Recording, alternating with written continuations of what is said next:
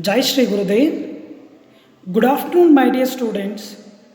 Welcome back to the 9th Standard Science online classes. Dear students, in the previous class, we have discussed about the complete information about regarding the plant tissues.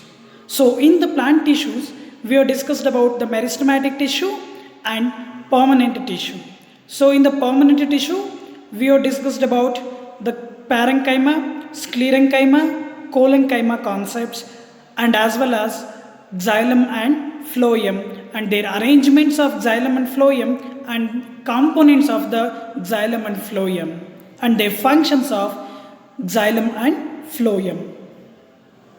In this session also we are going to discuss about more information regarding the tissues lesson. Dear students, in the previous class we have discussed about the permanent tissues, right now. So in this session also we are going to revise that permanent tissue. So basically this permanent tissue will be having the two types. So how many types of the permanent tissue is there? The two types. That is, the first one is simple permanent tissue and the second one is complex permanent tissue. So in the simple permanent tissue we will be seeing about the parenchyma, collenchyma and sclerenchyma. Apart from that simple permanent tissue, we have discussed about the complex permanent tissue, that is xylem and phloem, and their functions, components, all we have discussed. Let us quick revise regarding these permanent tissues, like simple permanent tissues and as well as complex permanent tissues. So after the revision, a quick revision, we are going to discuss some more informations regarding the tissues. Okay, so as we know that in the simple permanent tissue there are the three types, that is a parenchyma cells, collenchyma cells and as well as sclerenchyma cells. So in the parenchyma cells, how the cells are arranged? Yes. So in the parenchyma cells we will be seeing the loosely packed thin walled cells that is present in the parenchyma cells, and this will be parenchyma cells will be present in the most of all the regions of the plant body, and the leaves also will be consisting of parenchyma, and as well as these parenchyma cells will be contains chloroplast, hence it will be actively involved in the manufacturing of food by the photosynthesis process. And then so this parenchyma cells also very helpful, and it will be having some air gaps, or we call it as air cavities is present in that parenchyma cells. So these air cavities will be very helpful to float the plant on the water. The best example for floating plant, we call it as the lotus is the best example, no? So that lotus plant will be floats on the water because of the parenchyma cells consisting of more number of air cavities. So apart from that parenchyma, one more very important simple permanent tissue, that is collenchyma. So collenchyma is also one kind of the tissues present in the plant body. So this will be as compared to the parenchyma cells. So these collenchyma cells are elongated, largely flexible, and it will be shows flexible in nature. So what will it be shows? It will be shows flexible in nature, and it will be that flexible nature will be allows the plant bends depend on the environmental situations. So the plant part like stem, leaf and other parts will be bends towards where the environmental will be changes will be takes place. That time it will be when the wind will be flows, no? So that direction that plant will be very helpful to bend because of the collenchyma cells. So next one is sclerenchyma cells. It is also one kind of the long, narrow and dead thick walled cells. Whatever the parenchyma and collenchyma cells, so these three types of the tissues, that is simple tissues, so parenchyma and collenchyma as a most of all the cells is present in that plant body, that is a parenchyma and collenchyma as a living cells. Apart from the sclerenchyma is a most of all the cells whatever is present in the cells of the sclerenchyma, so that is a dead cell, and it is one of the very hardest cells in the plant body. It will be present a chemical substance, that is we call it as lignin. Understood, no? Lignin is a chemical pigment is present in the sclerenchyma cells. It will be provides a mechanical support or mechanical strength to the plants. So this is about the simple permanent tissue. Then let us discuss about the complex permanent tissue. S. Complex permanent tissue. So as we know that this complex permanent tissue is also having the two kinds, that is xylem and phloem. So that xylem will be consisting of four components, that is xylem tracheids, vessels, parenchyma, that is xylem parenchyma and xylem fibers. So this in the xylem cells, the tracheids and the vessels will be very helpful to transport the water from root of the plant body to leaf of the plant body. This transportation of water and nutrients will be takes place because of the tracheids and vessels is present in the xylem cells. Hence, the xylem tissue is also called as water conducting tissue. What do we call it as? Xylem is also called as water conducting tissue. And then if you come to the phloem, that phloem is also consisting of four components, that is a sieve tubes, companion cells, phloem parenchyma, phloem fibers. So in this phloem also sieve tubes and companion cells will be very helpful to transportation of food material from leaf to root of the plant body. So dead opposite to the xylem. Xylem will be transports the water from root to leaf. Phloem will be transport the food from leaf to root of the plant body, which means all leaf to all the parts of the plant body. Hence the phloem tissue is also called as food conducting tissue. Xylem is called as water conducting tissue. Phloem, what we call it as food conducting tissue. So next one is very important, that is animal tissue. So in the animal tissue also we will be find out mainly four main types. How many types we will be seen in the animal tissues? Whatever that is, we call it as mainly four main types, that is epithelial tissue, muscular tissue, connective tissue. Third one is connective tissue. Fourth one is nervous tissue. How many components is present in the animal tissues? How many types of the animal tissues are there? Epithelial tissue, muscular tissue, connective tissue and nervous tissue. These are all the main four kinds of animal tissues that we will be find out in each and every animals, particularly vertebrates. So in the vertebrates we will be find out this kind of the animal tissues. We will be seeing that epithelial, muscular, connective and as well as nervous tissues. So if you come to the epithelial tissue, if you come to the muscular tissue, if you come to the connective tissue and as well as nervous tissue, it also having the different kinds. So in the plant tissue we are discussing a simple permanent tissue, in that parenchyma, collenchyma, sclerenchyma. Same like that only in the animal tissue also it will be epithelial tissue is present. In that epithelial tissue is also different kinds of the tissues is present. Types of the epithelial tissues is there. So they are squamous epithelial tissue, columnar epithelial tissue, cuboidal epithelial tissue and glandular epithelial tissue. So what is the main functions of squamous epithelial tissue, columnar epithelial tissue function and where it is present, how it will be very helpful for the animals? Let us discuss one by one. So first one is epithelial tissue. So epithelial tissue is nothing but it is a outermost layer of an organism.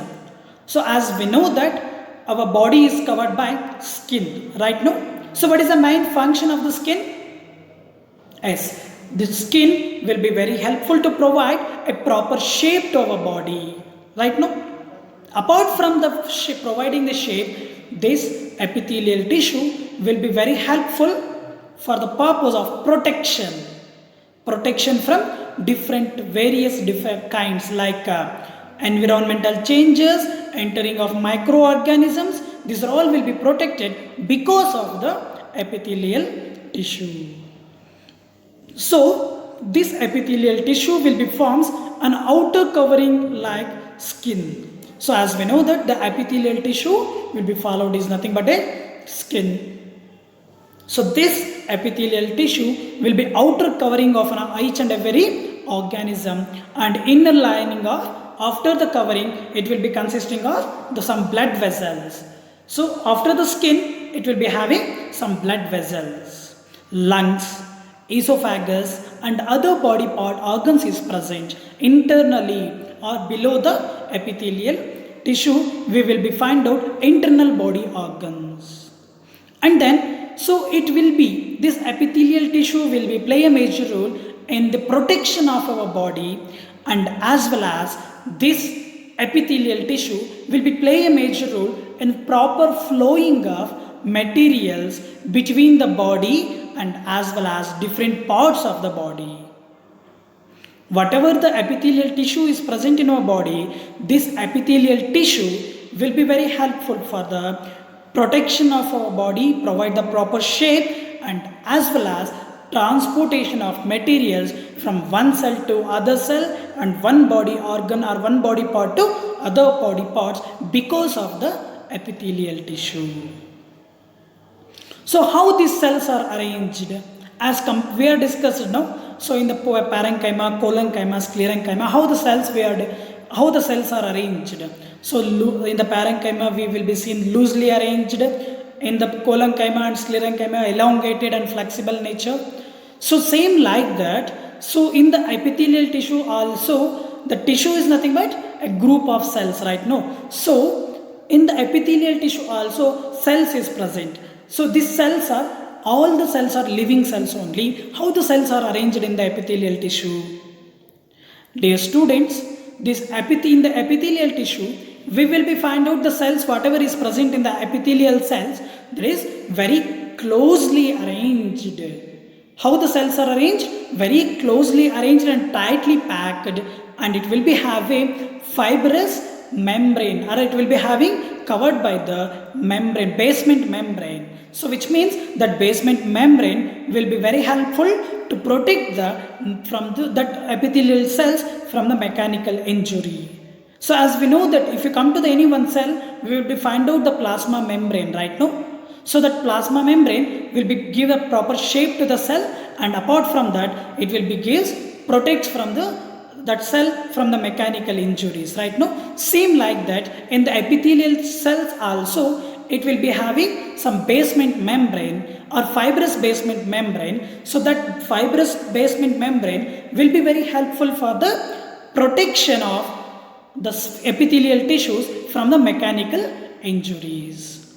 So as we know that the different kinds of epithelial tissues is there. How many types? So in the epithelial tissue also we will be find out the 4 different kinds of the epithelial tissues. So which are those?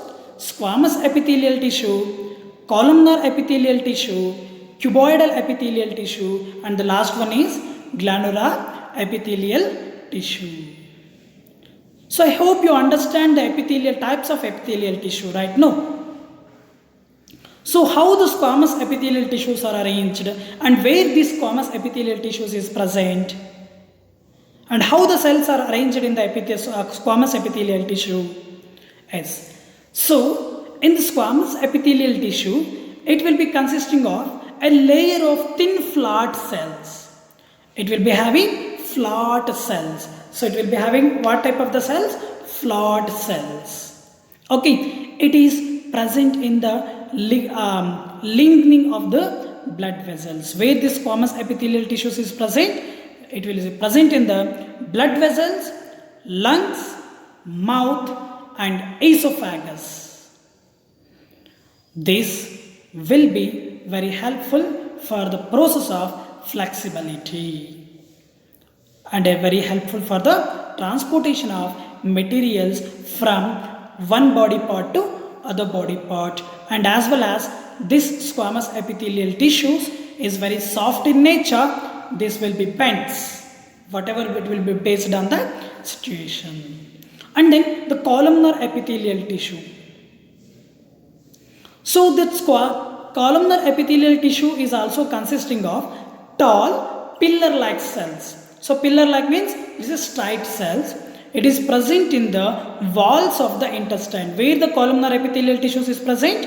In the intestine of the body. We will be find out the small intestine and large intestine now. So in that large intestine and small intestine, we will be find out the columnar epithelial tissue. So and apart from the intestine, we will be find out the columnar epithelial tissue in the respiratory tract. So respiratory tract also will be having the columnar epithelial tissue, and as well as, so this in the respiratory tract we will be find out some hair like projections, right now. So in our nose also it will be having the some hairs is present in the nose. So apart from that, above the nose level are the hairs, so it also will be having the small hairs like projections that we call it as cilia. This cilia we call it as ciliated epithelial or ciliated columnar epithelial tissue. So what do you mean by cilia? The cilia is nothing but a kind of columnar epithelial tissue present in the respiratory tract, that is we call it as cilia. Or in the respiratory tract we will be find out hair like projections, so that hair like projections what we call it as cilia. So this tissue, that whatever the cilia we call it as, that kind of the tissue we call it as ciliated columnar epithelial tissue. And the third one is cuboidal epithelial tissue. So do you know where the cuboidal epithelial tissue is present? How the cells are arranged in the cuboidal epithelial tissue? Yes, dear students, this cuboidal epithelial tissue is also a kind of group of cells. So how the shape of the cuboidal epithelial tissue? So that cells is arranged in the form of cone shape. So cone shape arrangement we will be find out in the cuboidal epithelial tissue, and will be having these cells also having basement membrane. It also having basement membrane, and it will be found out, these cuboidal epithelial tissues will be found out in a kidney, salivary glands. In that regions we will be find out the cuboidal epithelial tissue. Do you know where the cuboidal epithelial tissues is present? In the kidney, salivary glands is present, whatever it is made up of, completely cuboidal epithelial tissue.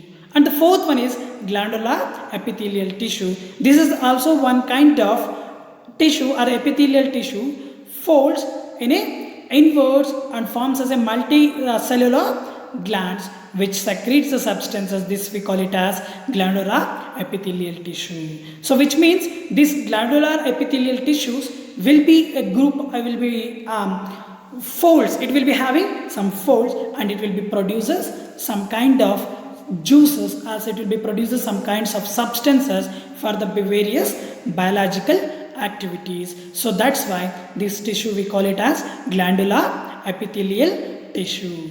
So dear students, whatever the glands is present in our body, or whatever the glandulars is present in our body, so that will be very helpful to secretion of some chemical substances for the various biological activities. So for this purpose, this glandular epithelial tissue will be play a major role for the secretion of the substances. Okay, I hope you understand the different kinds of epithelial tissues and their function structure. Right now, so just dear students, apart from this information, I will also share one more video or animated video related to the different kinds of epithelial tissues and the cells arrangement. So you have to refer that video also for more information and confirmation how the cells will be arranged. Okay, so I hope you understand the different kinds of epithelial tissues is present in the human body. Dear students, is there any clarifications regarding today's topic? You can contact me, and while watching the video, compulsory you have to take a screenshot, and that screenshot should be sent to me without fail. And you have to complete the classworks in time, homeworks in time, and send through WhatsApp without fail. Stay home, stay healthy. Thank you. Jai Shri Gurudev.